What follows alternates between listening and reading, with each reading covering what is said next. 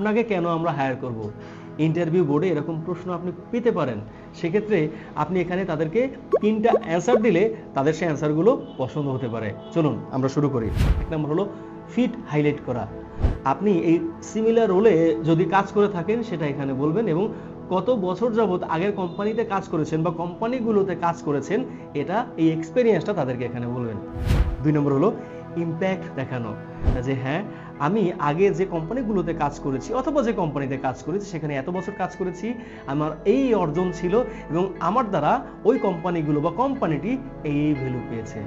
এবং ফাইনালি আপনার প্যাশন দেখাবেন, যে আপনি এই যে কোম্পানিতে আসতে যাচ্ছেন এখানে শুধু কাজের জন্য আসতে যাচ্ছেন না, টাকা কামানোর জন্য আসতে যাচ্ছেন না, এখানে আপনি গ্রো করতে আসতে যাচ্ছেন, এখানে আপনি সবাইকে নিয়ে কাজ করতে আসতে যাচ্ছেন, সেখান থেকে আপনি ফাইনালি রেজাল্ট বের করে নিয়ে আসতে যাচ্ছেন। এই 3টা পয়েন্ট যদি আপনি ঠিকমতো উল্লেখ করতে পারেন ইন্টারভিউ বোর্ডে, তাহলে তারা আপনাকে ভালো মার্কিং করবেই। ভালো থাকবেন সবাই।